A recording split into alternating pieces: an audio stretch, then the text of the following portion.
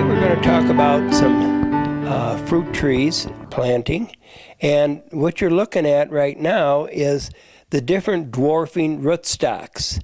And they'll call a tree that with an M111 or all the way down to an M9 a dwarfing tree, but this is 22 to 24 foot. This is 8 to 10 foot. And so if you were to take 2/3 of the height, that's the diameter. So now you know how big around the tree is going to be. And in northern Arizona, this would be the 3 rootstocks that you'd want to use. 7 is a 12 to 14. This is a 10 to 12. And this is about an 8 to 10 foot high tree. And they'll all produce full-size fruit. The only thing is for the first 2 years, you need a support for an M9 rootstock because they don't put their roots out as fast as some of the other trees. So the support is needed, especially in northern Arizona wind. I'm Tom from the Antelope Garden Club in Chino. And the first thing I need to tell you is there's dwarfing rootstocks in apple, cherry, and pear fruit trees.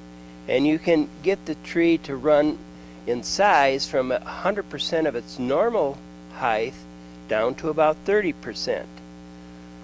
And a 30% tree would be fully grown at about 8 to 10 foot, depending upon the variety.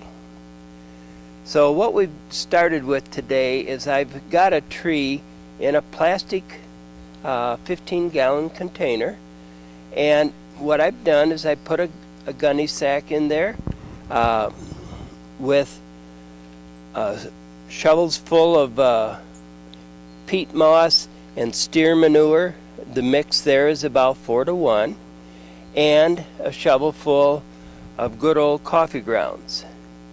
The coffee grounds will do the soil amendments for us, and once that's in there, we'll set the tree in to either the hole or the gunny sack, and then fill the remaining part of the container up with peat moss and native soil.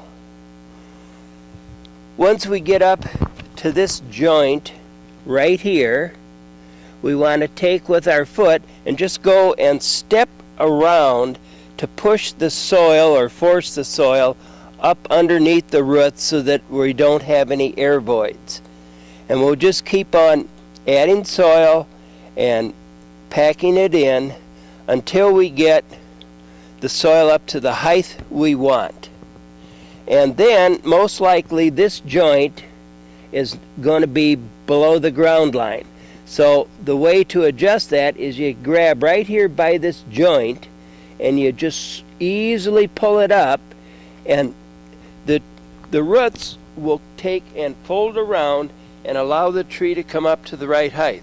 Well, then you got to take and re-step it in so that the soil is somewhat compact, and then by stepping it in we can also get the tree to stand upright like we'd like it to.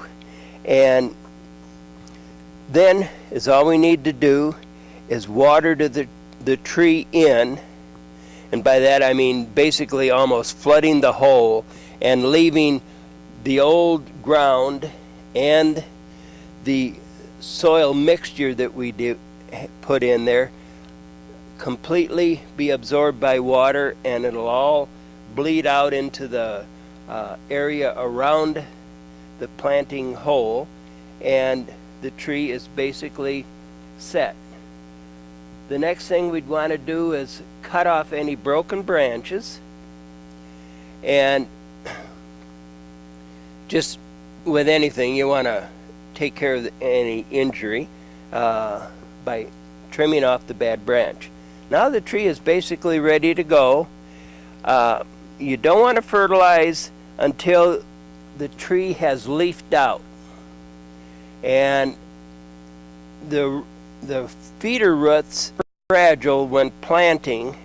In fact, most of the time there's very little of them there.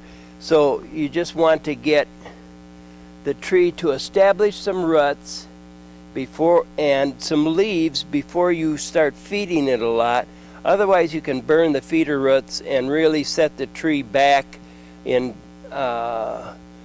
getting its growth going, or maybe even kill it.